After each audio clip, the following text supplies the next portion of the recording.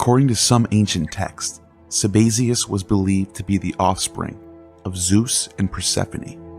Writers like Clement of Alexandria and Arnobius made critical or sarcastic remarks about this myth, highlighting its importance and occasional controversy in the religious traditions of the time. Clement even describes Christ being in the bosom of the Father as a countersign to the adepts of Sabazius.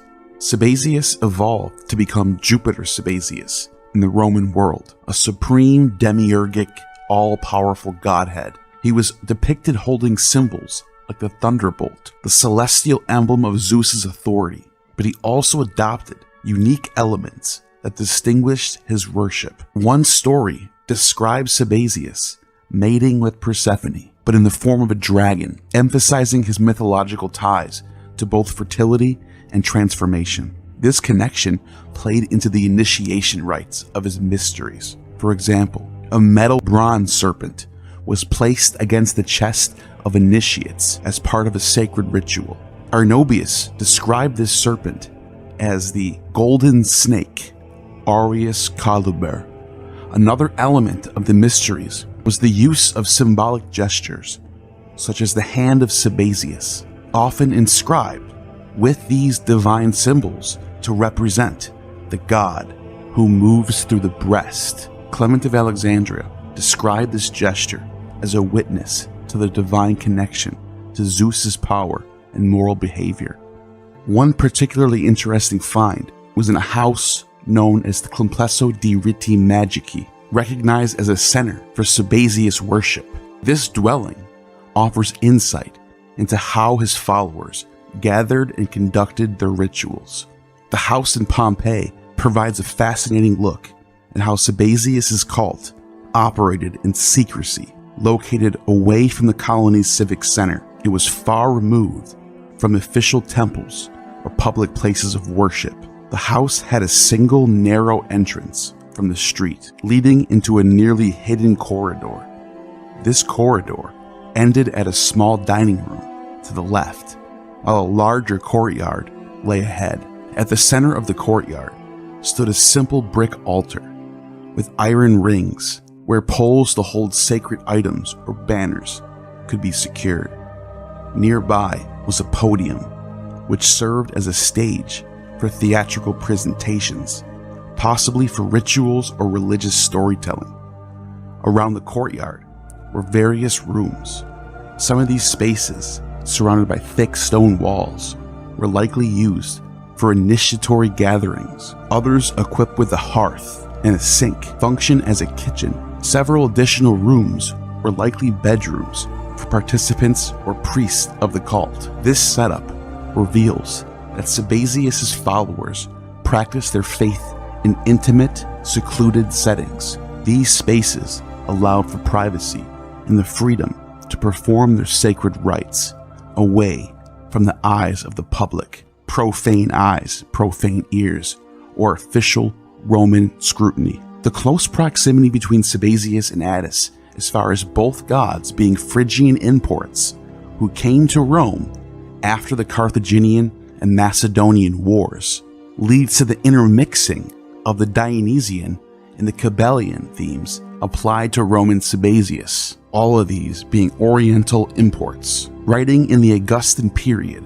for a Greek-speaking audience, Strabo says, "They invented names appropriate to the flute and the noises made by castanets, cymbals, and drums, and to their acclamations and shouts of Eva, Ewa, and stampings of their feet. And they also invented some of the names by which they designate the ministers, choral dancers, and attendants upon the sacred rites. I mean, Caberoi, and Corybantes, and Pans, and Satyri, Tithyroi, and they call the god Bacchus, and Rhea, and Cybele, or Kubebe, or Dindymene, according to the places where she was worshipped. Sabazius also belongs to the Phrygian group, and in a way is the child of the mother, since he too transmitted the rites of Dionysus.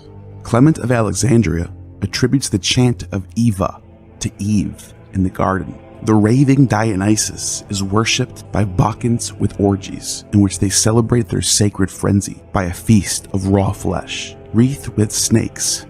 They perform the distribution of portions of their victims, shouting the name of Eva, that Eva from whom error entered into the world. Strabo then goes on to explain how the tradition of the sacred music was passed down by the Phrygians to the Greeks, and then to the Romans through the Orphic Sabazian Baptist cults. Also resembling these rites are the Cotitian and the Bendindian rites practiced among the Thracians, among whom the Orphic rites had their beginning. Now Cotys, who was worshipped among the Edonians, and also the instruments used in her rites, are mentioned by Aeschylus, for he says, "O adorable Cotys among the Edonians, and ye who hold mountain-ranging instruments."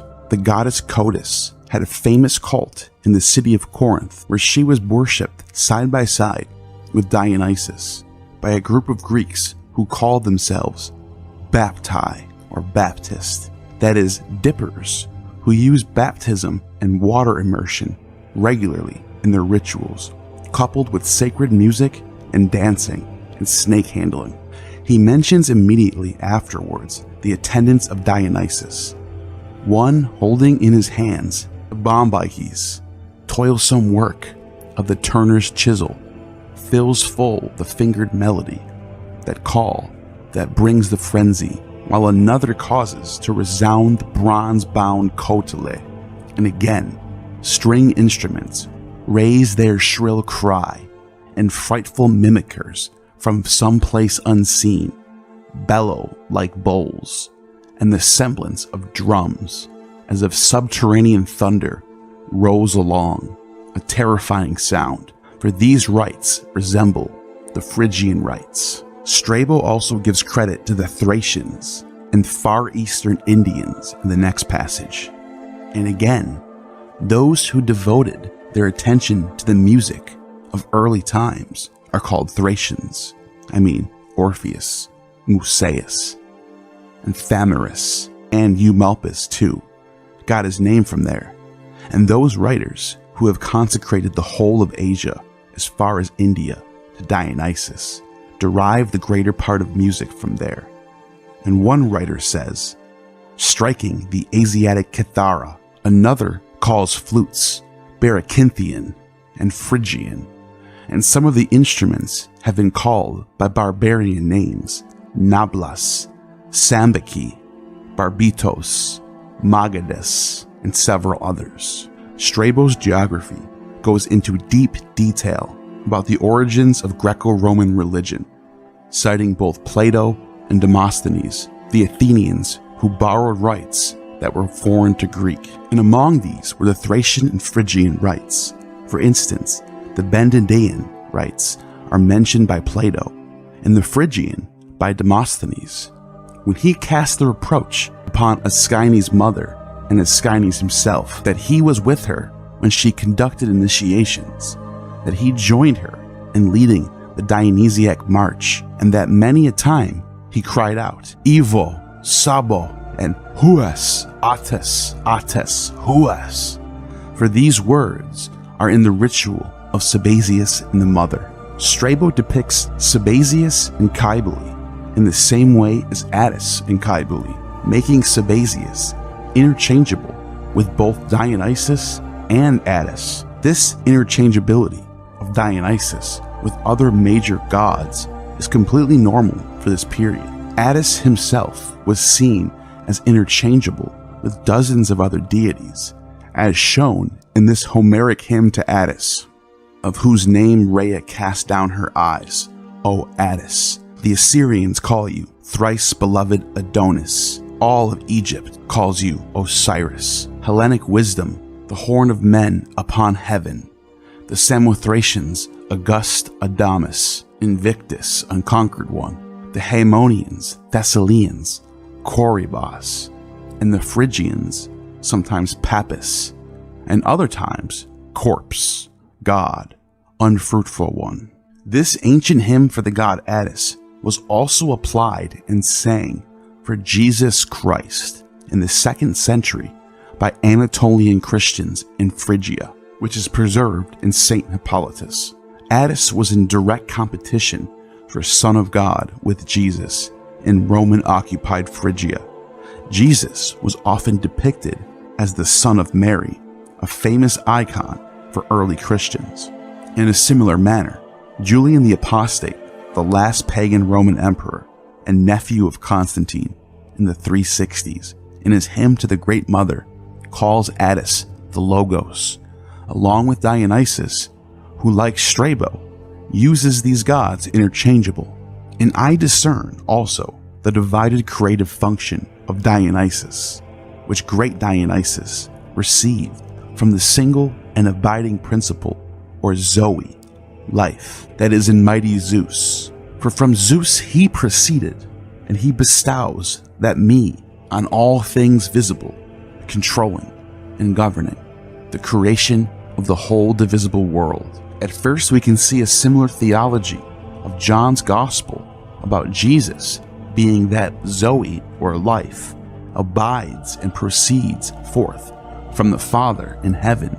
This Logos Zoe Father triad was a retelling of Genesis through a Middle Platonic lens.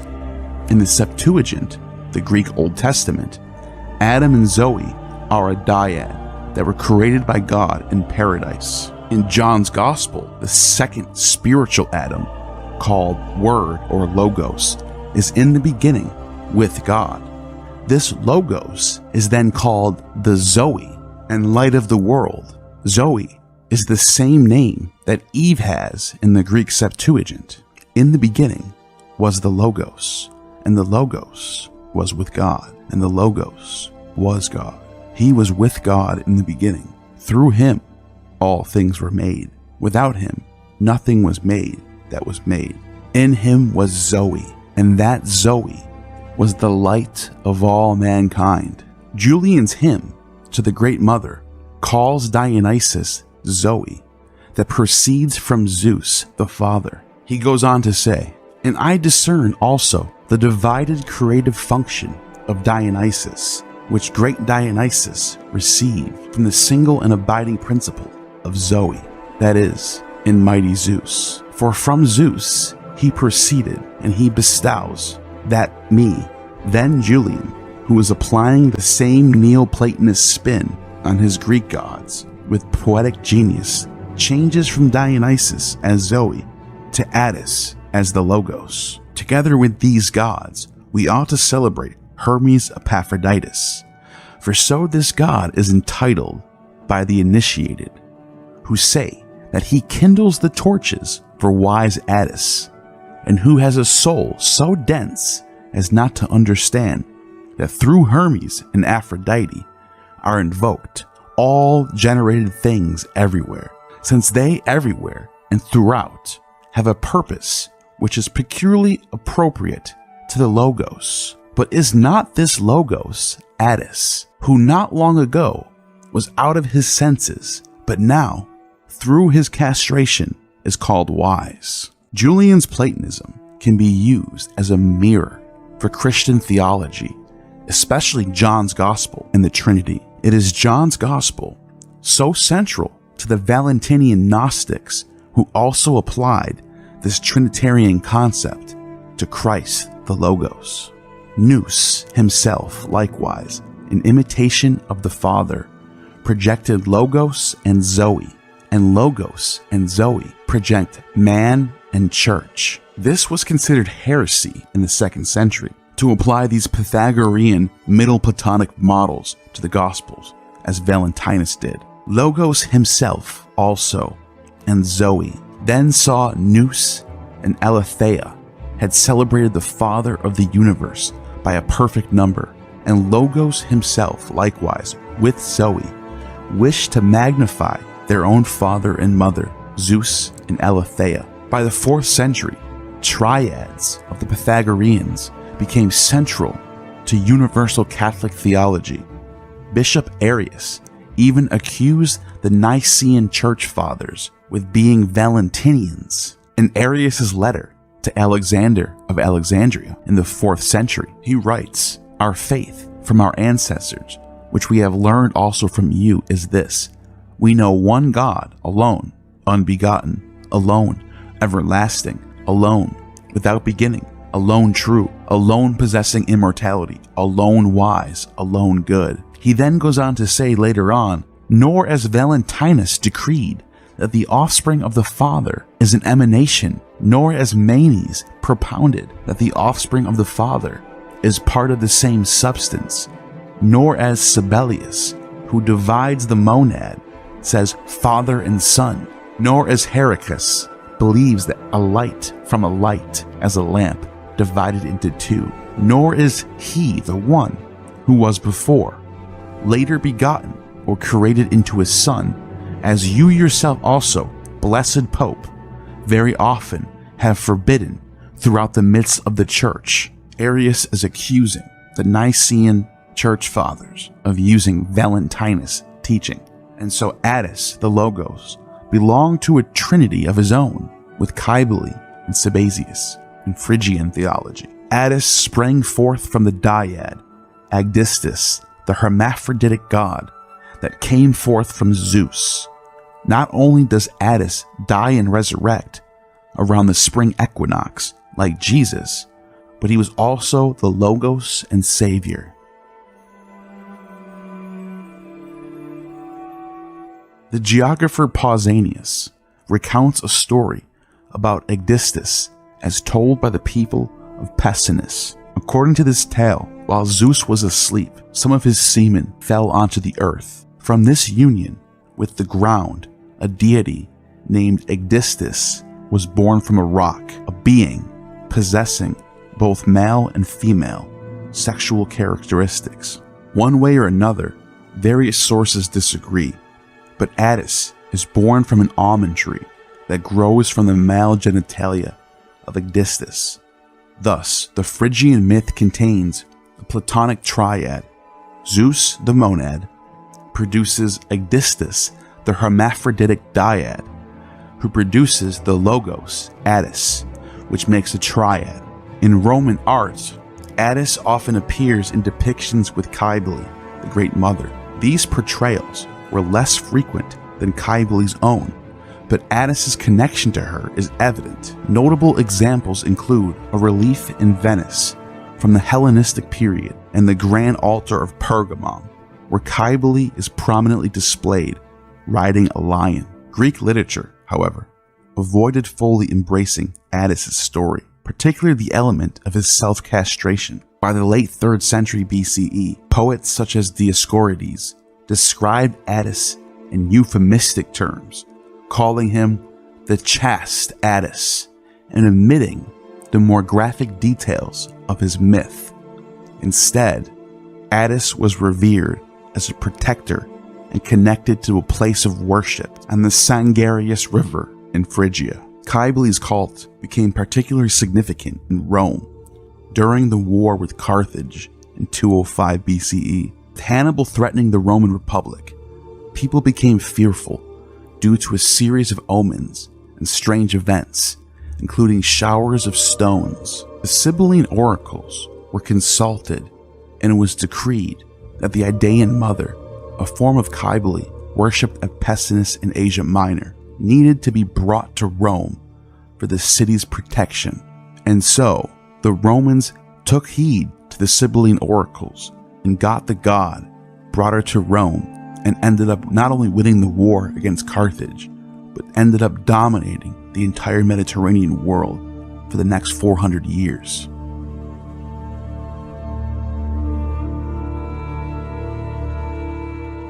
The Romans associated Cybele with their own mythological heritage. Her cult was linked to Troy, the legendary homeland of Aeneas, the supposed ancestor of Rome's founders. The Idaean Mother represented a divine protector who had watched over Aeneas and his companions on their journey to Italy. To bring Cybele to Rome, her sacred stone, representing the goddess, was transported from Pessinus.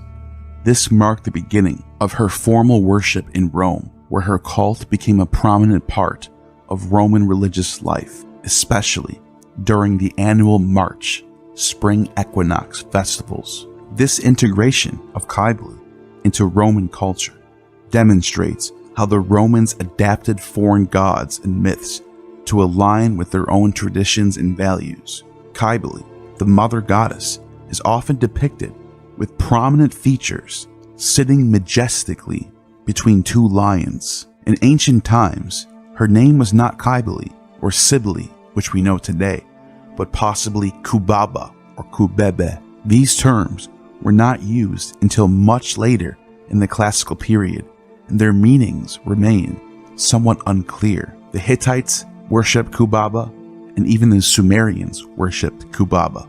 The Byzantine scholar Johannes Liddus linked her name to the word cube, referencing the sacred black stone that symbolized her at Pessinus. Another Byzantine writer, Hesychius, associated the term Kuba or Kumbe, which means symbol. Some have drawn parallels between Cybele's stone and the Kaaba of Mecca, another sacred black cube-shaped object, both thought to have fallen from the heavens. The name Kubaba on Hittite inscriptions can be seen in profile on ancient relief from Carchemish. This depiction dates back to the beginning of the first millennium BCE, showing her with a tall, cylindrical headdress known as polos and holding a pomegranate. By the 7th century BCE, another statue of her was discovered in Büyük Kale, modern-day Turkey, where she stands between musicians playing a flute and a lyre, indicating that music was already a part of their rituals. Kubaba of the Sumerians is so old that she predates Semitic dynasty of Sargon of Akkad and goes back to the early dynasties of Kish, from the 1st to 3rd dynasty of Sumerians. And as I pointed out earlier in the video, Kubaba seems to have originated around the Caucasus region, Black Sea region, as the ancient mother flanked by two lions, going back to 6000 BCE. This was the same goddess that was imported to the Romans, who they thought saved them from Hannibal, and ever since that day, they dominated the Mediterranean world, all the way through late antiquity to the Middle Ages. In the early days, the mother of Pessinus was typically depicted alone, without a companion god like Attis. Even as late as the Hellenistic period, her imagery often ignored the association with Attis, suggesting an original focus on a solitary mother worship. The later inclusion of Attis in the ecstatic ritualistic dances connected to him might have been introduced into her cult from the worship of Sabazius by Thracian tribes around 600 BCE. The devotion to the Great Mother in Asia Minor is argued to be the roots of the devotion to the Mother of God, Mary, by the Byzantines later on, as the mother figure, being so central to this part of the world, seems to have carried over to the Christian tradition in some way or another. One mystery surrounding Cybele's cult is the origin of the Gali, her eunuch priest. Scholars debate whether this tradition came from a Semitic background or if it was adopted from the Syrian goddess worshipped in Hierapolis, Bambaki. Herodotus, writing in the 5th century BCE, does not mention the Gali in his account of sacred evenings and festivals dedicated to Cybele at Cyzicus, suggesting that this practice may have developed later. Ishtar also has Galatur surrounding her in some of the mythology of the Sumerians, which is a possible influence on the Gali of Cybele. Cybele's worship spread from Asia Minor to Greece and Magna Graecia, southern Italy, by the 6th century BCE. In Greek art, she was often depicted riding a chariot pulled by lions. For example, in the Gigantomachia relief on the treasury of Sifnos at Delphi around 525 BCE, Cybele appears controlling wild animals. In other examples, such as the Cypriot terracotta figurines, she is shown holding a child in her arms, wearing a headdress similar to Attis's cap. Statues of Cybele have been found as far as Marseille, where she was placed in a small chapel or shrine, Naiskos, often accompanied by lion imagery, emphasizing her connection to nature and her role as a protector. Also similar to Cybele is Ishtar's association with lions, making it more intriguing that the Galatur could be influencing the Galai. When Cybele's sacred black stone was brought to Rome, the city's matrons passed it hand to hand with great celebration. The air filled with incense from burners outside people's homes as the citizens joyfully welcomed the goddess. From the time being, the stone was placed in the Temple of Victory on the Palatine Hill, which Cybele herself was said to protect. While awaiting the construction of her own sanctuary, annual celebrations, including games and festivals, known as the Megalesian Games, from April 4th to April 10th, honored the arrival of the Great Mother to Rome. The results of Cybele's presence were seen almost immediately, as the city experienced abundant harvests and divine blessings. The Roman general Scipio Africanus' victory at Zama was also viewed as a sign of Cybele's favor over the Carthaginians and Hannibal. On April 10th, 191 BCE, a temple was officially dedicated to Cybele. In Roman terms, it was inaugurated, meaning that the site had been blessed according to the signs observed by the gods. This original temple was rebuilt in 111 BCE and again in 3 BCE, with the current remnants on the Palatine Hill dating to the Augustan era. Excavations have revealed the foundation and terracotta offerings left by worshippers, showing how important the temple was for the people. The statue of Cybele used the black aerolith from Pessinus as her head, symbolizing her divine connection. Like Artemis of Ephesus, Cybele was regarded as a black virgin, emphasizing her ancient and sacred nature. Cybele did not come to Rome alone. She was accompanied by her eunuch priest, the Galai. However, the Roman Senate restricted the Galai to temple grounds. A priestess from Phrygia was put in charge of the clergy, ensuring the tradition continued. But new priests had to be recruited from outside Rome, specifically from the east. Roman citizens were forbidden to castrate themselves or even enter the areas reserved for the Galai. During the April festivals, the Galli were granted permission to dance through the streets of Rome. Their performances were loud and colorful, accompanied by flutes, alloy, and tambourines. The Galli, dressed in extravagant feminine clothing, wore their hair long and adorned themselves with amulets, adding a unique and exotic energy to the celebrations. During this time, the priests of Cybele's cult were allowed to go door to door, collecting donations to support the temple and its eunuch staff. Afterward, they would retreat, not appearing again until the next year. People passing near the temple might hear the sounds of cymbals, chants, and exotic singing associated with the mother goddess. Aristocrats sometimes held exclusive banquets to honor the goddess, but ordinary citizens were strictly forbidden from wearing the eunuch's colorful clothing or participating in the rituals. The chief pontiff, the Roman official responsible for overseeing religion, maintained strict control over all foreign cults, including Cybele's, working with the keepers of the Sibylline books. Even though the cult had official recognition, its priests were often treated as outsiders. Ironically, these restrictions only made the cult more fascinating to the public. The Megalesia drew great excitement each year.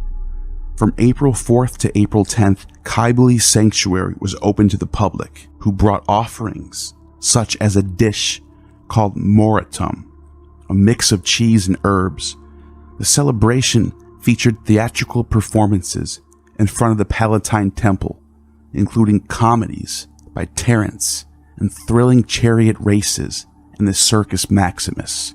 Cybele's statue was carried in grand procession, accompanied by other divine figures, adding to the festival's splendor. At the end of March, Cybele's statue was taken in a procession to the Almo River, a small tributary of the Tiber. The high priest, wearing a purple robe with his hair flowing, led the ritual cleansing of the statue and its sacred objects in a ceremony called the Lavatio. The Roman poet Lucretius, who often criticized religious practices, vividly described the intensity of these ceremonies. Drums thunder as palms strike them, cymbals crash loudly, and trumpets sound with a fierce, threatening noise. The rhythm of Phrygian flutes fills hearts with frenzy as the silent image of the goddess is carried through the great towns. She grants blessings to mortals under her protection. Worshippers scatter bronze and silver along the roads she passes, making generous offerings.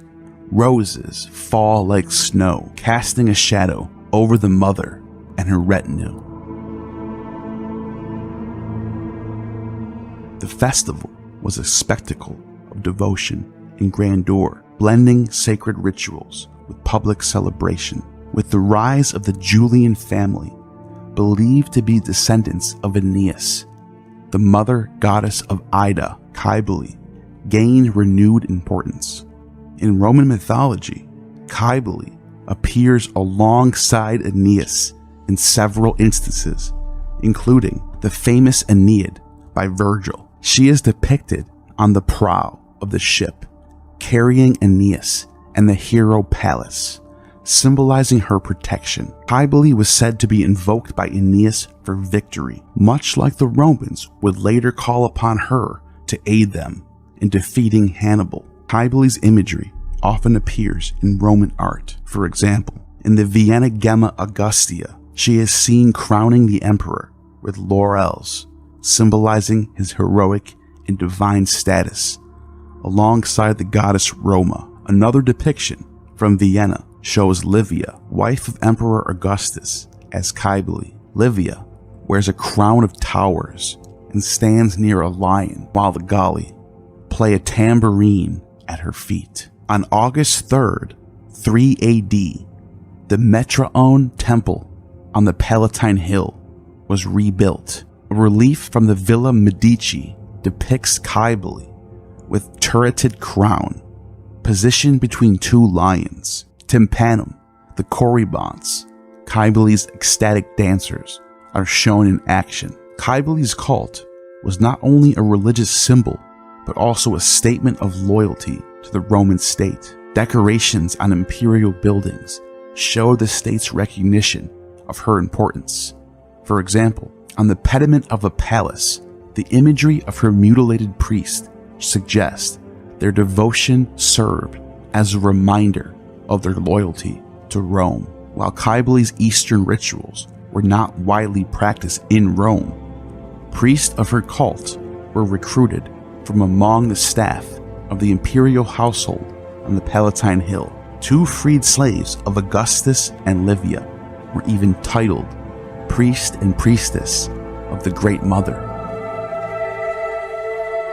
According to Suetonius, Octavian, later known as Augustus, was often made fun of by the likes of Mark Antony and Sextus Pompey as being effeminate. Suetonius says that one day, while people were in the theaters, a loud, applauding audience, referring to Augustus as a priest of the mother of the gods, beating his timbrels, they said, "Seest how a wanton's finger sways the world," referring to Augustus in the form of Attis. Despite Cybele's significance, Attis, her companion deity, did not enjoy the same level of worship until later.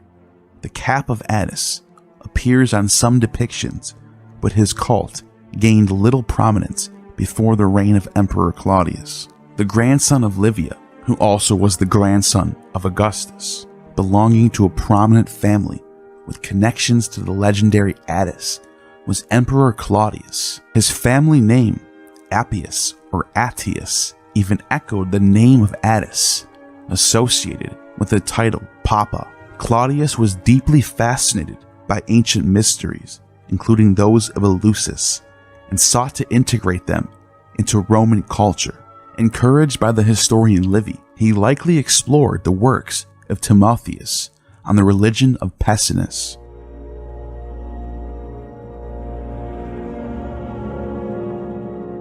During Claudius's reign, many freedmen of the East, particularly of Phrygian origin, wielded considerable influence. This influence extended to the imperial treasury, and many of these Anatolians lived in Ostia, where the cult of Cybele steadily grew in prominence. Claudius, in the 40s AD, is credited with instituting a significant festival dedicated to Attis, formalizing its inclusion into the Roman religious calendar.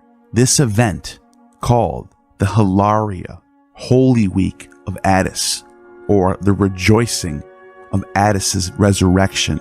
The event was called the Entry of the Tree. On March 22nd, the Dendrophori, the Woodcutters Guild, carried a pine tree in a grand procession to the Palatine Hill. Attis was fastened to the pine tree. This pine tree symbolized the tree under which Attis had lost his virility. This festival mirrored a cycle of rituals that aligned with the mythology surrounding Cybele and the death and resurrection of Attis.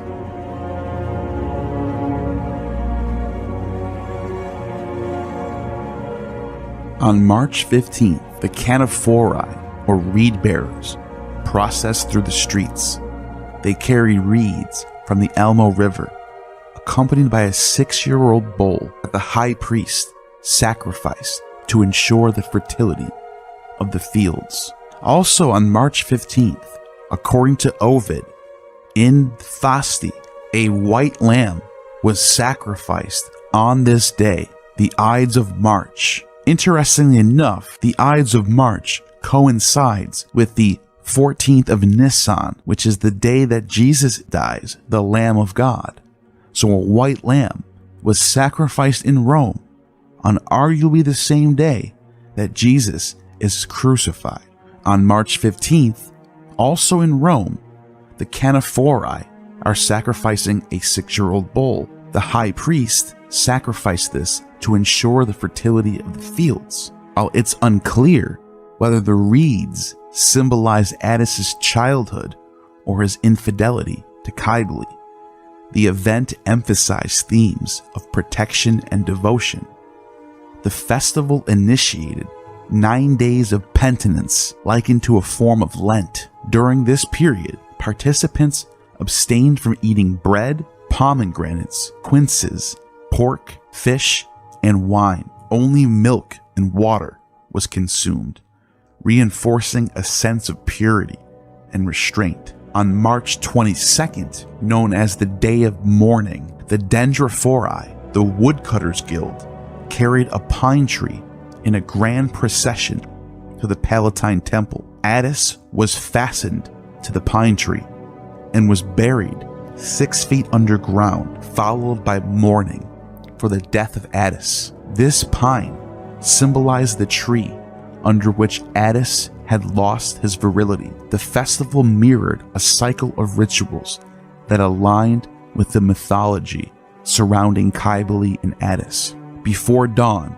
a pine tree was cut down, a ram was sacrificed, its blood poured onto the roots of the tree in a sacred wood dedicated to Cybele. This dramatic procession, or Pompeii, resembling a funeral march, traversed the streets of Rome with solemn music. Women mourned and wore sackcloth and put ashes on their foreheads, marking one of the most important rituals in Cybele's worship, the day of mourning over the death of Attis. During the peak of the Attis cult, elaborate rituals and festivals were celebrated to honor the deity. One of the key events involved was this funeral ceremony of the pine tree symbolizing Attis, which were accompanied by a solemn night vigil. This ritual differed from the midnight ceremonies held in Lyon in 160 for the consecration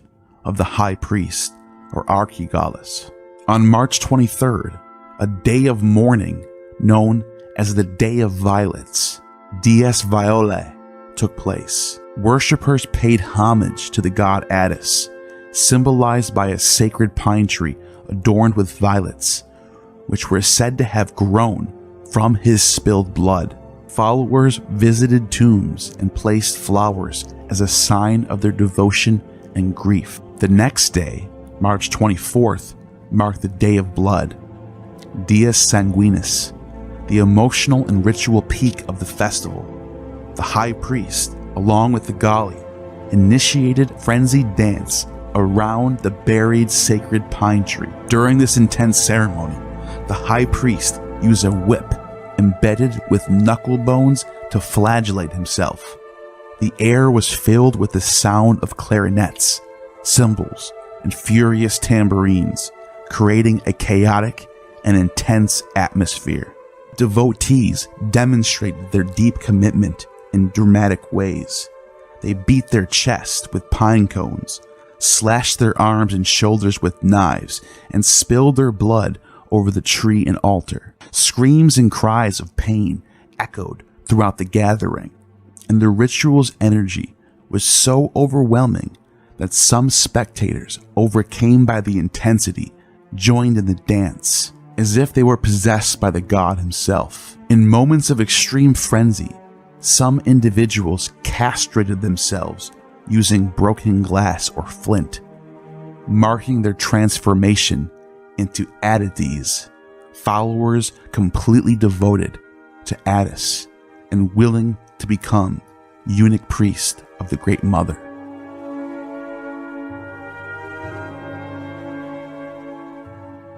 After these acts of mutilation, the priests often tattooed the lower bellies of the Galli, embedding their allegiance to the goddess Cybele into their skin. Sometimes gold leaf was applied to the wounds as part of the healing process, symbolizing a form of divine sanctification. Heads were shaven and wigs were put on. On the third day after the burial of the pine tree, the 25th, the spring equinox itself, the same day, according to tradition of the church, the day Jesus died, the day of rejoicing called Hilaria took place in Rome on March 25th. 3 days after the day of mourning, the ritual shifted to honor Attis. This solemn event, 3 days after the tree was buried, reflecting Cybele's actions in the myth when she cared for the body of Attis. Prayers were offered by the high priest for the protection of the emperor and the Roman Empire. The day of rejoicing, the resurrection of Attis, was thought to have occurred on this day, the third day after the burial of the dead Attis. March 25th was indeed the holiest day of the Hilaria festival. According to the ancient Christian sources like Firmicus Maternus, these ceremonies included prayers and mourning chants performed in near darkness. At a pivotal moment, a light was revealed, symbolizing divine salvation. The priest would then anoint the chest of participants while reciting words of hope. Have faith, O believers, God is saved, and for us, salvation will emerge from his suffering. The context of these rituals strongly connects Attis to the Egyptian god Osiris, who also symbolized rebirth and also had his own Hilaria festival in Egypt. On March 25th, the resurrection of Attis was celebrated, decades before the Gospels are written. One has to wonder if this March 25th resurrection festival influences the Gospels in some sort of way of Jesus also resurrecting in this same week. A carving from Ostia shows a small figure of Attis standing beside his own dead form under a pine tree, symbolizing his return to life. This day was called Hilaria, meaning the day of rejoicing, marking the spring equinox when daylight becomes longer than night. The 3-day motif is also present, similar to the Gospels. The striking thing about March 25th, being the day of Attis's resurrection, is that it comes exactly 3 days after the day of Attis's burial on March 22nd, showing a clear 3-day death and resurrection motif, predating the Christian influence on Roman religion by at least a century. March 25th, the Roman spring equinox date for the Julian calendar, is also the day that Christians in the 3rd century calculated to be the exact day of Jesus' death and conception. One has to wonder if Roman religion played a role in these calculations. According to the sources, it was Emperor Claudius in the 40s AD who instituted this very holy week for the death and resurrection of the god Attis. By the time of Emperor Commodus, the festival had grown into a grand celebration akin to a carnival. The procession featured the idol of Cybele, followed by high-ranking members of Roman society. Wealthy participants contributed precious items such as golden wine bowls, intricate candelabras, and statues. Musicians, including flute players, drummers, and singers from the mother cult, provided an atmosphere of jubilation. Costumes, masks, and dramatic disguises added to the event's theatrical nature.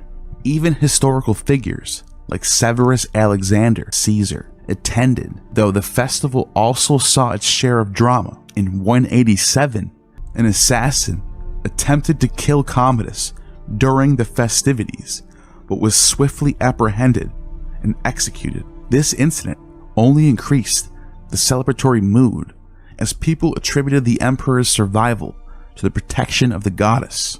Following the intense celebrations, March 26th was observed as a day of rest called Requiescio.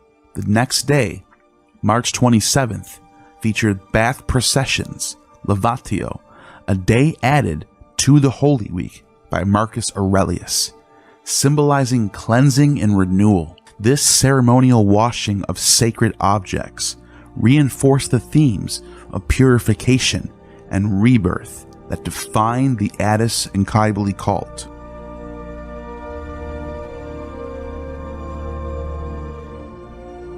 One week later, on April 4th, the Megalesia festival began, celebrating the arrival of Cybele's sacred black stone. These festivals ran back-to-back against each other, just like Saturnalia ran back-to-back with the winter solstice and the calends of January. At the Megalesia festival, a sacred black meteor that was thought to have fallen from the heavens seemed to be a theme for various religions in this period. This festival also marked the reopening of public theaters, which had been closed for over 4 months. However, under the Roman Empire, classical plays, like those of Terence, were replaced by mythological dramas and performances. These performances often told stories of Cybele's love for Attis and the tragedy of his death. Emperor Nero, known for his theatrics, once performed a song lamenting Attis's fate during the festival. His performance was mocked by writers like Persius, who found it ridiculous. At the time, Roman theater had become more violent and gruesome, reflecting the shocking rituals of the festival, like the Day of Blood. Christian writer Tertullian even claimed to have witnessed horrifying acts, including the castration of an Attis and the stage death of Hercules, who was burned alive. The festival concluded on April 10th, the anniversary of Cybele's temple. The grand finale was held at the Circus Maximus, where chariot races thrilled the crowds.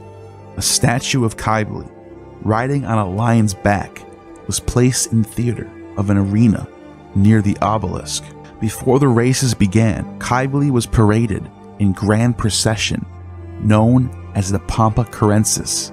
She rode in a lion-drawn chariot alongside other gods, led by a magistrate dressed in a toga embroidered with palm leaves. This spectacular event symbolized the triumph of of Kybali's cult.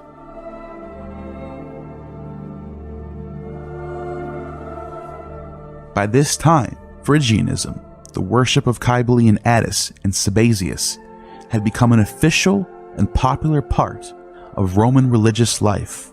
Emperor Claudius and his freedmen played a key role in integrating these rituals into Roman culture, even as they adapted and Romanized the traditions of the original March festival cycle. The solemn Hilaria festival in later centuries solidified the importance of Kybele's worship. However, in 69 AD, some were angered by Emperor Otho, who left Rome during an important religious period. According to Suetonius, this happened on March 24th, the Day of Blood, when the worshippers of the Mother of the Gods were deep in mourning and lamentation.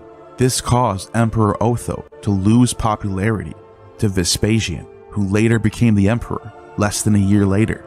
During Emperor Hadrian's reign, the writer Arrian of Nicomedia, who also was a priest of Demeter, mentioned that in Rome, Attis was mourned with rites similar to those of the Phrygians. This was also when Cybele started appearing on Roman coins again. Large coins, known as sestertii, often featured her image, possibly distributed to mark the mother cult festivals. In the 2nd century AD, coins also honored Roman empresses like Sabina, Faustina the Elder, Faustina the Younger, and Lucilla, wife of Lucius Verus. The coins depicted Cybele in various ways, sometimes alone, riding on a lion, others alongside Attis, or arriving by boat at the mouth of the Tiber River during a bath procession. One notable coin design celebrated the deification of Faustina the Elder in 141 AD. The goddess was given the title Salutaris, meaning Our Lady of Salvation. However, unlike other depictions, coins from this time did not include the eunuch shepherd, a common figure in Kybele's mythology. During the reigns of Commodus, Julia Domna, and Heliogabalus, Cybele was prominently featured in coinage, emphasizing her role as the mother of the gods. These coins celebrated her importance and symbolized gratitude for divine protection. However, Kybele's cult saw a decline after the Severan dynasty and only resurged in the 4th century AD through medallions, as well as Julian the Apostate writing a hymn for her, making her popular again. Emperor Claudius played a significant role in formalizing Kybele's worship. He may have restructured the priesthood, creating the position of the Archigallus, high priest of the mother cult. However, records of this office only appear in the Antonine era, while earlier references being less reliable. The role of the Archigallus required extreme devotion, including self-castration, which Roman laws typically forbade the citizens. Phrygian influence was in no doubt instrumental to Roman religion of late antiquity, but arguably just as instrumental was Egyptian religion, and Isis was often synced with Cybele in Roman depictions. Egyptian religion, being introduced to Romans, had a middleman, if you will, or a transitional fossil, which is the Ptolemaic Greek religion of the Hellenistic period. One of Alexander the Great's generals, Ptolemy, later known as Ptolemy Soter, the Savior, took control of Egypt and established Alexandria as its capital. As the successor of the pharaohs, Ptolemy ruled with divine authority, backed by the goddess Isis, and later, Roman emperors would claim similar legitimacy. Ptolemy and his descendants incorporated elements of Egyptian religion into their rule to strengthen their position.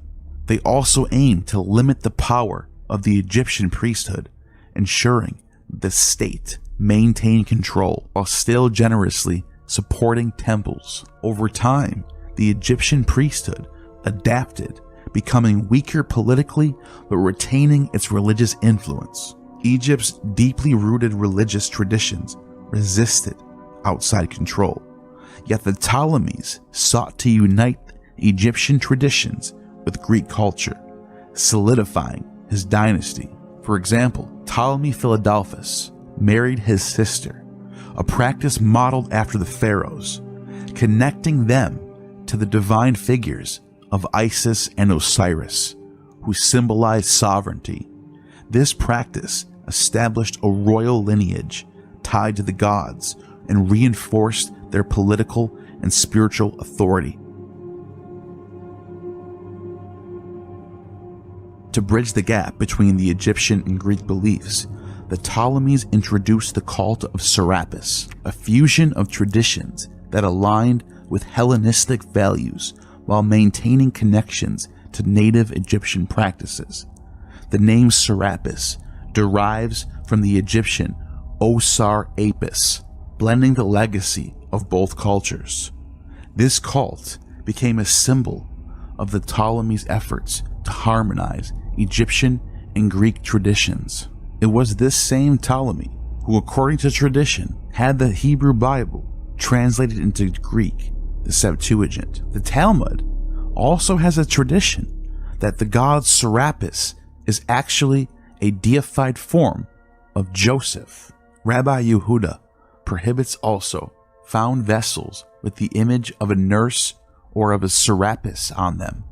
The nurse signifies Ewa or Eva, who was the nurse to the whole world. Serapis signifies Joseph, who was a prince and supplied the whole world with bread, thereby appeasing mankind. The human image and that of the nurse, however, prohibited only when having respectively a measure in the hand and a son in the arms whom she is nursing. The rabbis taught, how does the prohibited dragon image look? It is actually more likely that Joseph comes from Osiris, and the story about Joseph in the book of Genesis is actually a euhemerization of some of the stories about Osiris. Egypt always fascinated the Greeks, who noticed similarities between the Egyptian religion and their own. Egyptian beliefs even influenced Greek practices and rituals. For example, early Greek myths and sacred stories, heroi logoi, connected figures like Io or Io with Isis and Apaphis with the sacred bull. Apaphis is a divine child in multiple myths who was born from Zeus laying hands on Io or Isis and a flash of light coming down from heaven, a virgin miraculous birth of a divine child. In the 5th century BCE, Herodotus highlighted the alignment between the Egyptian religious rules and the Orphic and Bacchic traditions in Greece, noting their direct Egyptian origins. In these points, they are in agreement with the observances called Orphic and Bacchic, which are really Egyptian, and also with those of the Pythagoreans. For one who takes part in these mysteries is also forbidden by religious rule to be buried in woolen garments, and about this there is a sacred story told. The worship of Demeter in Greek festivals like the Thesmophoria even mirrored Egyptian rites. This connection was credited to the daughters of Danaos, who brought Egyptian rituals to the Pelasgian women of Argos. Similarly, Plato in his dialogue Phaedrus suggested that the myths involving the god Thoth originated in Egypt. Hellenistic traditions later developed these ideas further, with figures like Orpheus adopting Egyptian rituals and incorporating them into Greek mysteries, who calls himself a revealer, apocalypse, and a theologian, includes representations of suffering and purification. Orpheus revealed the future apocalypse, just as the Hebrew prophets did. And some of the Greek-speaking Hellenized Jews in Alexandria even claim Orpheus as a prophet in some of the 2nd century and 1st century BCE Jewish writings in the Pseudepigrapha. a text known as Psalm 151, seems to have David in the place of Orpheus, playing his music, and all of nature obeys him, just like Orpheus. Mosaics of Orpheus in Aramaic are found throughout Judea and Syria in the 1st and 2nd century CE. Even one of them, stone's throw away from Nazareth and Sephri, was Jesus would have grew up in.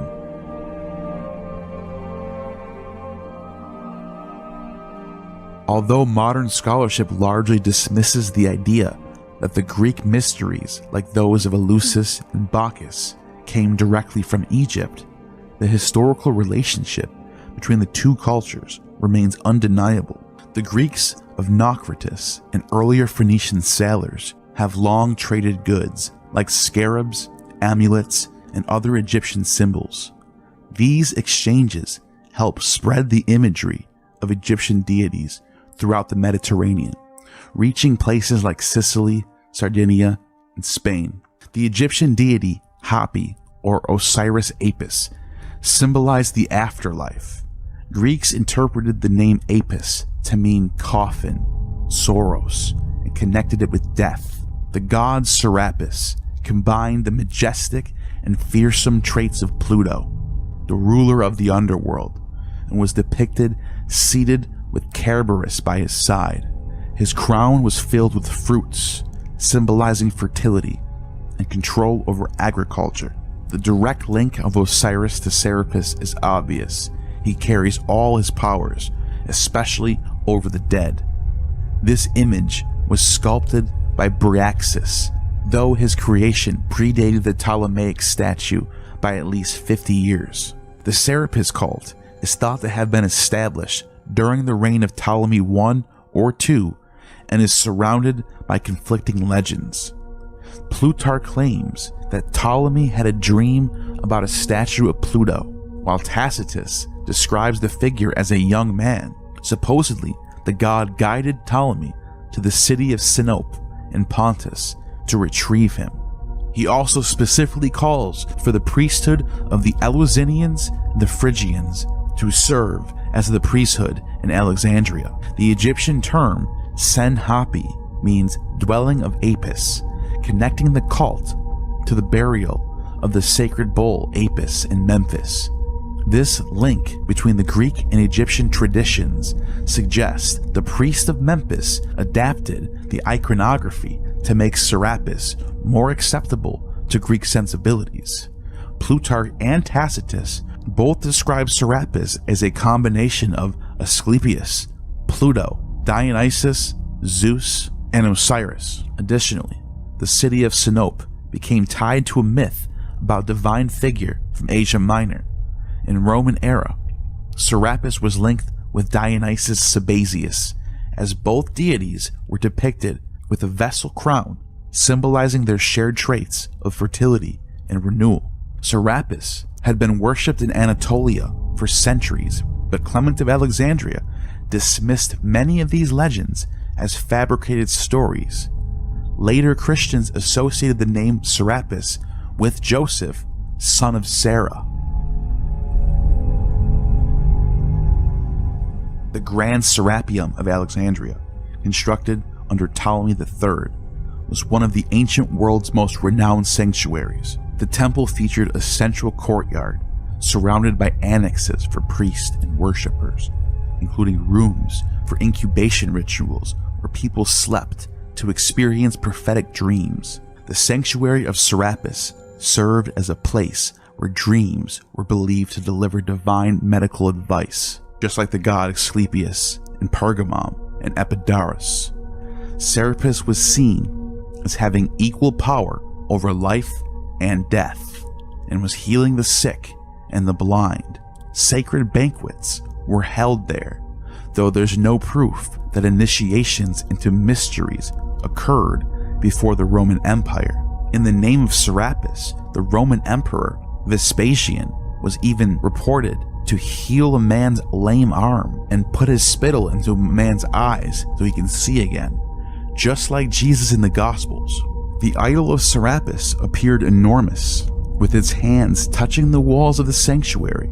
It was crafted from wood, metal, and gemstones, contrasting bright colors with darker tones of the temple. The statue featured white eyes, golden ears of corn, and its basket-shaped crown and silver garments. According to Clement of Alexandria, the sculptor Bryaxis used a mix of precious metals, including gold, silver, sapphire, and emerald, dyed them with blue, and even incorporated embalming substances from Osiris and Apis. Plutarch and Tacitus recount that Ptolemy sought the advice of Timotheus, a priest interested in the myths of Cybele and Attis, for the creation of the Serapis cult. Ptolemy also consulted Manetho, an Egyptian priest, to help integrate Isis into this new religious framework. Timotheus reportedly brought elements of the Greek mystery traditions, such as those from Eleusis, to Egypt, merging them with the Egyptian deities. This effort resulted in a universal priesthood in a unique Greco-Egyptian cult, combining Serapis with that of Asclepius, Pluto, Dionysus, Sabazius, as well as Isis and Osiris, connecting Isis to Demeter, and sometimes her daughter Persephone as Kore in the underworld, being the wife of Pluto, who is Serapis, making Isis and Serapis into a version of Kore and Pluto. The myths and power of Isis allowed her to be interpreted in many ways. Her name, meaning seat or throne, symbolized motherhood, like Cybele, often depicted as holding an infant Horus or Harpocrates, Horus the child in Greek. This nurturing image became popular in Greco-Roman art and endured across time. Plutarch even says that Harpocrates was born around the time of the winter solstice, predating Christmas by centuries. The story of Osiris, the good god, and his jealous brother Seth, or Typhon, is well known. Seth, embodying evil, traps Osiris in a casket and sends it down the Nile. The casket eventually washes ashore at Byblos in Phoenicia, where a great tree grows around it. The tree is later cut down and turned into a pillar in the king's palace. Meanwhile, the grieving goddess Isis, Osiris's wife, is divinely led to Byblos. There, she becomes a nurse to the young prince, burning away his mortal parts during the night. As Isis reveals her power, she convinces the king to open the pillar and retrieve Osiris's casket. However, Seth seizes the body, cutting it into multiple pieces, either 14 or 26, depending on the version, scattering them across the land. Isis embarks on another journey to recover Osiris's remains. She honors each piece with a burial, creating multiple tombs of Osiris. Legends say she magically restored Osiris to life, and he has a physical bodily resurrection, according to Plutarch. Anubis, the jackal-headed god, assisted her with his keen tracking abilities, while Horus and Thoth also aided in the search. This myth inspired rituals in the Roman era, symbolizing the rediscovery of Osiris. To the Greeks, Osiris's story echoed Demeter's search for her daughter Kore and Zagreus's dismemberment by the Titans. Like these figures, Isis was seen as the goddess who revived a dead god. Timotheus and the Alexandrian clergy helped reinterpret this Egyptian myth, blending it with the Dionysian traditions. The Ptolemies further expanded the synchronized cult through the Mediterranean, reaching regions like Sicily, Cyrenaica, even Pergamon had a big center for Serapis worship. As the goddess of Alexandria's lighthouse, Isis Pharia became the protector of sailors, guiding ships under the Ptolemies' rule. Her image and myths were transported across the Mediterranean, spreading the vibrant and adaptable traditions of the Nile. In 21 BCE, Rome faced unrest while Augustus was in Sicily. Agrippa, his son-in-law, restored order and expelled Egyptian religious cults from the city. At that time, these cults were banned within a radius of 7.5 stadia, 1.3 kilometers from Rome. Despite this, in the Trastevere district, Agrippa himself shared a villa with Julia, Augustus's daughter. This villa, discovered in 1879 near present-day Villa Farnese, featured Egyptian-style decorations like painted characters and scenes inspired by Hellenized Nile mythology. It seems Augustus's daughter appreciated these designs despite her father's ban on them, which stood out from the official Roman religion, offering an artistic escape. Romans loved the religions of the East, of the Orient, of Egypt, of Asia Minor. Meanwhile, on the Palatine Hill, the Aula Isiaca, influenced by the Alexandrian decor, dates back to the 20s BCE when Egyptian cults were banned. Yet this was part of the emperor's palace. Livia's house, decorated with plaques showing Isis, featured sacred symbols of Egyptian solar theology. Similarly, terracotta plaques depicting Isis between sphinxes were found in the temple of the Palatine Apollo, located near Augustus's residence. It's clear that Roman fascination with Egypt, sometimes referred to as Egyptomania, had a strong presence. This was evident not just in art, but also in the imperial household's decor, which included graffiti praising Egyptian gods. The influence extended to the Caesars, who adopted Egyptian themes to create a mystical atmosphere.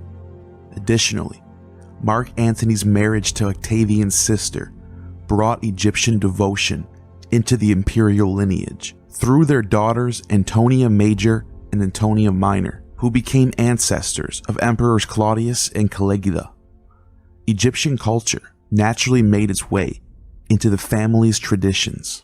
It may have been the Julian name whose dynasty won, but it was Antony's bloodline who ultimately was behind the Julio-Claudian line. Ironically, it may have been Augustus who wanted to suppress Egyptian influence over Roman cults, but it was ultimately the Egyptian gods who were supreme in Roman imperial religion. Emperor Tiberius later banned Egyptian rites, labeling them as superstitious. According to Suetonius, he ordered their sacred objects to be burned, enforcing a strict suppression of Egyptian practices. This crackdown also targeted Jewish communities, leading to the deportation of 4,000 freedmen to Sardinia. In 88 BCE, Delos was taken over by Archelaus, a commander under Mithridates. During this time, the Italians and Romanized Greeks, who survived the massacre of about 20,000 inhabitants, expressed their gratitude to Sulla, who had the title of Imperator and crossed the Rubicon before Caesar did, who later liberated the island of Delos. Sulla, the future Roman dictator, held strong ties to the cult of Venus and enjoyed the title Beloved of Aphrodite, Epaphroditus. It has been suggested that his Venus Felix could have links to Isis Fortuna or Tyche, both popular among sea traders. Additionally, Sulla heavily invested revitalizing Praeneste, enriching it after the town's reconstruction for his veterans. Within this region, Isis adopted titles such as Tyche Protogeneia, blending the Greek interpretation of the local goddess Fortuna. A hall in Praeneste was adorned with a mosaic of Nile-themed imagery, hinting at an Isis sanctuary.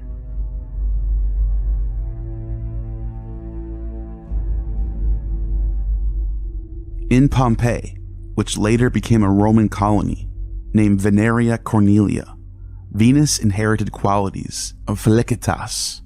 Although no direct evidence ties Isis to Sulla's worship, the writer Apuleius mentions that a college of Pastafori, priests dedicated to the Egyptian deities, where we get the word pastor from, in Delos, traced its origins to Sulla's time. These Pastaforia likely served as religious retreats for devoted followers living in sacred principles. It is possible that Mithridates and Marius, while returning from the east, brought enslaved individuals and freedmen who had embraced the Isiac faith back to Rome. During the early decades of the 1st century BCE, the worship of Egyptian deities in Rome remained relatively discreet, mainly appealing to the lower classes. This quiet expansion coincided with Rome's turbulent final years of the Republic. Remarkably, Egyptian motifs began appearing on official coinage, such as the auxiliary mint denarii around 90 BCE, and later around 79 BCE, showcasing symbols like the basileia and lotus flower, often associated with Isis. However, these marks likely served practical purposes to differentiate between rather having religious significance, as seen in other examples where secular emblems were used. The Egyptian cults, under scrutiny, became embroiled in scandal, further tarnishing their reputation.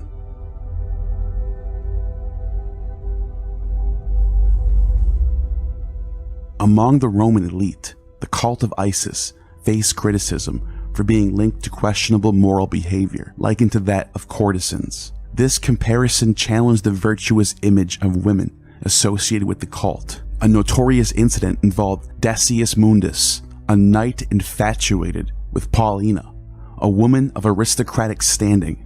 Despite his persistence, Paulina rejected his advances and even turned down an offer of 200,000 drachmae for one night with her. Frustrated and desperate, Mundus plotted to win her over through deception. With the help of a freedwoman, he orchestrated a plan that exploited Paulina's devotion to the sanctuary of Isis. A priest approached Paulina, claiming that the god Anubis himself was enamored with her and wished to meet her. In the secrecy of the darkened sanctuary, Mundus disguised himself as Anubis and deceived Paulina. When Paulina learned about the deception, she was outraged. She confessed the incident to her husband, who brought the matter to Emperor Tiberius. In response, Tiberius ordered the temple of Isis to be destroyed and had the priests punished, including the crucifixion of the freedwoman involved. Josephus tells this story just after he talks about Jesus in the topics of calamities that happened to Jews in Rome, as if Paulina was a Jew herself that worshipped the god Anubis. This wouldn't be that out of the ordinary either. Jews that lived in the city of Elephantine were also documented worshipping other gods other than Yahweh. This tale, as sensationalized as it might be, underscores the tensions surrounding the Egyptian cults in Rome and highlights the influence of the clergy in such controversies. Nero's tutor, Chiron, was a Stoic philosopher deeply knowledgeable in hieroglyphs and Osirian theology. Additionally, Nero's astrologer, Balbillus, shared a strong interest in the Egyptian religious traditions. Poppaea, Nero's wife, came from a family with ties to the Isis cult, with a cousin known for a household shrine dedicated to Isis and her divine consorts. In his work, De Clementia, Seneca even likened Nero to the sun in a matter akin to pharaonic praise. Otho, Nero's friend and Poppaea's first husband, participated in the rituals of the Isis cult, wearing its characteristic linen robes. The devotion to the Egyptian religion during this period reached extraordinary heights. In 69 CE, amid political upheaval, Vespasian, who had been proclaimed emperor by the Eastern legions, was reported consecrated and recognized by the god Serapis. Upon his arrival in Alexandria, the Nile flooded dramatically, and miracles were attributed to him in the name of Serapis. As I stated earlier, Vespasian restored the sight to a blind man and healed a cripple while visiting the Serapeum, where he spent time alone with the deity's oracle. The Senate formally acknowledged his divine endorsement by Serapis. In 70 CE, as Vespasian returned to Rome with his son Titus, he spent the night at the Temple of Isis in the Campus Martius. The following day, he celebrated his victory over Judea, where they paraded the menorah in the city of Rome. The Isium Campens, the grand Isiac temple in Rome, displayed its splendor through its newly minted facade, commemorating the year of the Senate's tribute.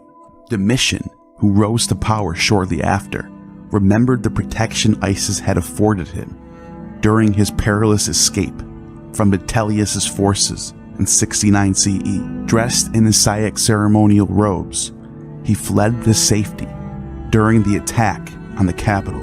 Later, Domitian ordered the rebuilding and embellishment of the Isium Campense, which had been burned in 80 CE.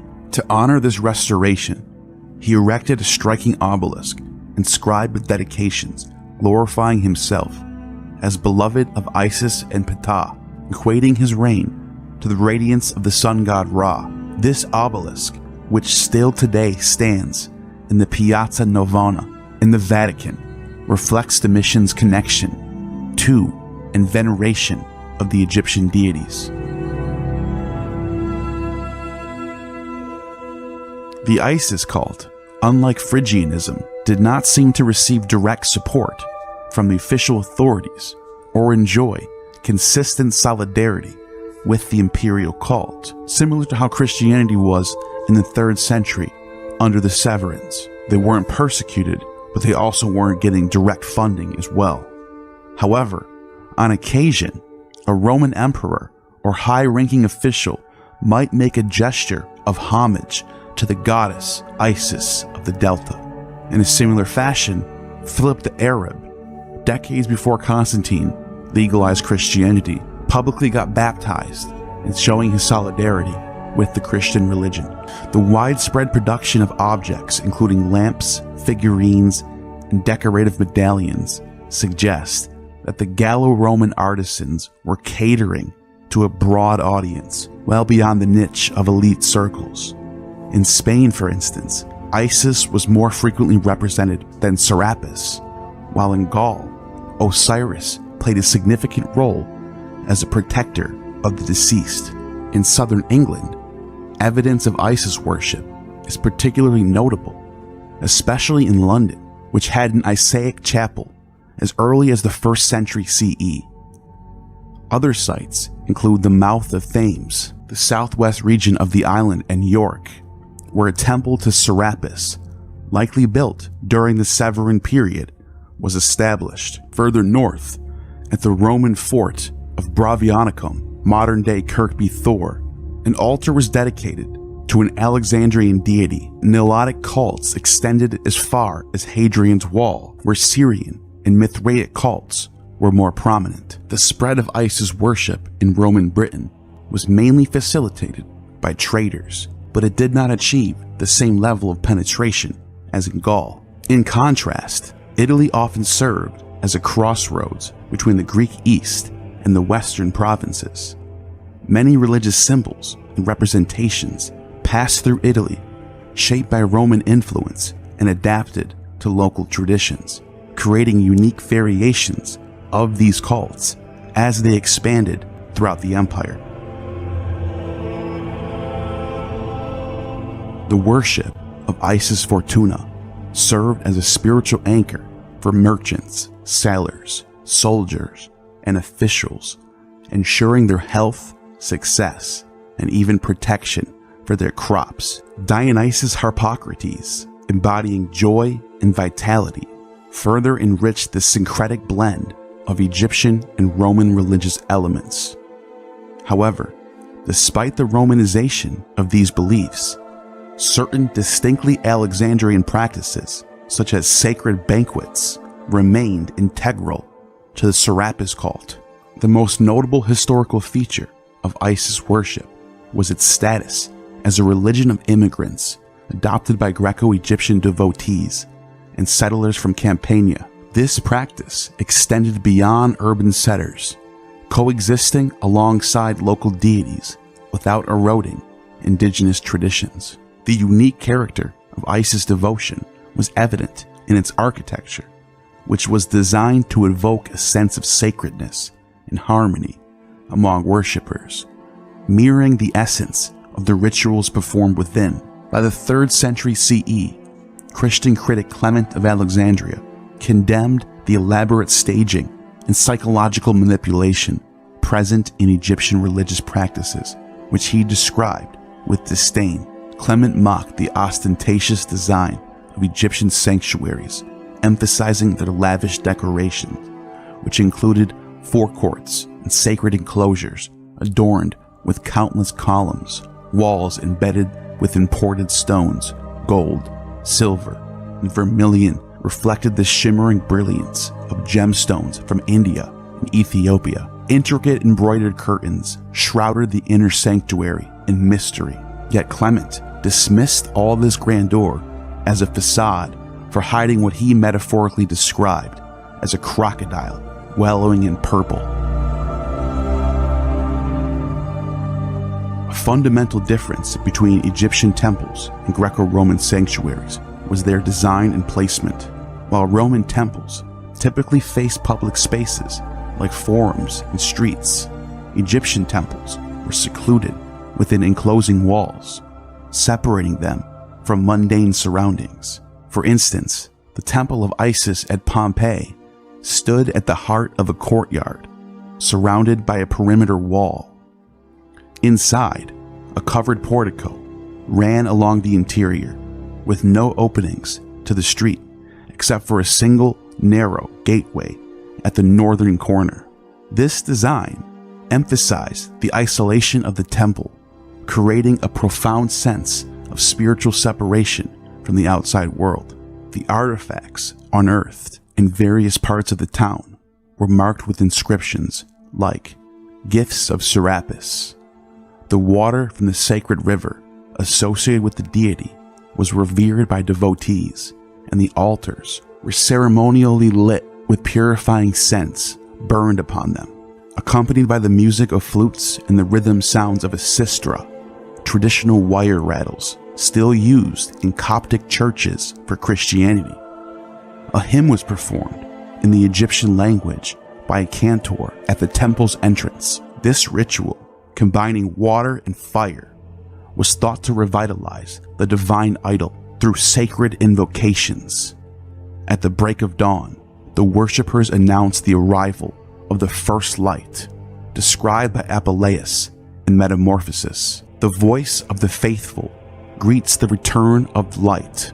This celebration of rebirth of the day, paralleling the resurgence of the god Serapis Helios, captured the human hope of conquering the darkness of night, a primal yearning for the sun's triumph. Epiphanius, in his Panarion, talks about this happening for multiple different gods on the 6th of January for the god Ion, who he says is born of a virgin, and the god Dusares from Arabia, all coinciding with the epiphany of Christ being born of a virgin at the winter solstice. In the case of Isis worship, the worshippers expressed their reverence and gratitude to the divinity by singing, chanting, and praying at length before the idol. This practice, deeply rooted in Isaic traditions, appears to have introduced a similar form of piety to the Western world. Lucius, in his narrative, reflects this spiritual devotion with great clarity. All the bodies in the heavens, the earth, and the sea are increased by her increasing motions, and are diminished by her diminishing motions. As wary as I was of my cruel fortune and calamity, and even though it was very late, I found good hope of being delivered from all my misery and of sovereign remedy in invocation and prayer to the excellent beauty of the goddess, whom I beheld shining before my eyes. Then I arose with a joyful face, shaking off my animal-like and drowsy sleep. Moved by great affection to purify, I plunged myself 7 times into the water of the sea, 7 being a number quite favorable to holy and divine things, as the worthy and sage philosopher Pythagoras has declared. The sacred garments of the goddess, adorned with symbolic elements, were handled with great reverence by her attendants. Christian Nassini saw these robes as representations of the 7 ethereal spheres in which nature is cloaked. Apuleius poetically described the black, radiant cloak of Isis, its hem layered in folds that mimic the waves of the sea under a starry night.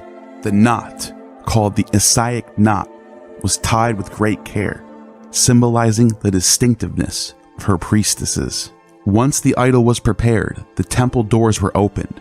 Lucius, observing the ceremony, described his feelings of anxious anticipation as the white curtains were drawn aside, revealing the image of the goddess. Worshippers gathered to offer their reverence, while a priest around the altars performing rituals of thanksgiving and pouring libations from sacred water drawn from the temple's depths. This water, believed to have originated from the Nile, was considered holy and carefully preserved. Devotees of the Egyptian cult often kept amphorae filled with this sacred water in private shrines, as seen in Pompeii with the house of Octavius Quarto, also referred to as the house of Laurius Tiburtius. These vessels served as personal connection to the divine and a testament to the faith of the worshippers. A similar practice is recorded in Epiphanius, as well as John Chrysostom in the 4th century, who both report that on the 6th of January, Christians would save bottles of water for the next year as holy water. Feelings of guilt and failure to honor the goddess Isis often led her devotees to acts of public confession and penitence. Roman authors such as Ovid and Juvenal record vivid scenes of this devotion. Ovid describes confessions inspired by the goddess in his Letters from the Black Sea, Orestia, while Juvenal was shocked to see a devout woman dunk her head under the icy waters of the Tiber 3 times before crawling on her knees around the Icium Compensae in Rome. In one striking account, a devotee believes that Isis herself commands her to journey to the depths of Egypt to retrieve water from the Nile and sprinkle it within the temple. Such stories reveal the intense, personal nature of these divine conversations that worshippers believe took place during their dreams. Similar accounts would happen in the Byzantine Roman era for the Virgin Mary, visiting people in their dreams and doing similar things. Dreams held a significant role in the spiritual lives of Isis worshippers. Beyond attending divine services, many devotees sought closer connection to the goddess by living within the sanctuary itself. For example, Lucius and Apuleius' Metamorphosis, Book 11, temporarily took up residence in an annex of the temple to immerse himself in the goddess's presence. This practice symbolized a deeper commitment, allowing private citizens to participate in the sacred life of the temple alongside priests, fostering a perpetual bond with the divine. Priestesses and initiates of all ages, including even children, took part in rituals dressed in black. These participants were easily identified with a strand of long hair behind the right ear symbolizing Horus. They ritually expressed the sorrow and passion of Osiris and the anguish of Isis through chants, laments, and piercing cries of grief. They beat their breasts with pine cones until blood flowed, mimicking the intense sorrow of the goddess. A statue housed in the Museum of Turin depicts Isis in a disheveled state, with her arms and body contorted in pain, reflecting the emotional and physical expression of this collective mourning over the death of Osiris. The ritual search for Osiris was performed within the sanctuary following a pre-established route that reenacted the myth of his discovery. According to Firmicus Maternus, an idol of Osiris, broken into dismembered pieces to symbolize his fate at the hands of Seth, was scattered across the area. These pieces were reassembled during the festival, symbolizing his rediscovery and rebirth. The name of the festival, Hilaria, was the same name as the Attis Resurrection Festival. The event itself was called Inventio, meaning rediscovery. A priest or a mystic wearing the mask of Anubis would act as a guide, symbolizing the jackal-headed god whose keen sense of smell helped Isis locate and recover Osiris's remains. On November 3rd, the ritual culminated with a joyful procession through the streets, mirroring the celebrations of the Attis Hilaria of March 25th. Crowds proclaimed, "We have found him, let us rejoice," Hilaria, while shaking their sistra with fervor. Even the rural areas, people joined the festivities, dancing and celebrating the rediscovery of Osiris, which symbolized the rejuvenation of crops and the guarantee of bountiful harvest. Figurines represented Osiris were crafted from damp earth, often hollowed out tree trunks filled with seeds, symbolizing life and fertility. These relics, placed in tombs, acted as pledges of protection and continued survival of the good god, Agathos Daimon. This agricultural rite, tied to the vegetating Osiris, originated in Egypt, all the way back in the Bronze Age, and flourished in the West. To the consternation of early Christians, Osiris was closely associated with wheat, symbolizing his resurrection and the renewal of life. As the Roman poet Rutilius described, the restored Osiris was celebrated as the bringer of fresh crops, ensuring future harvest. These lively and colorful rituals, part of the autumn festival of Isia, captivated the hearts of all who witnessed them. Atargatis of Hierapolis was often referred to by the general title of Dea Syria, and synced with Isis and Cybele, as well as Venus. She presided over a grand and revered sanctuary that gained attention in the 2nd century through a short work attributed to Lucian. This piece, though filled with perhaps exaggerated claims, reflects the notable stature of her cult and sanctuary.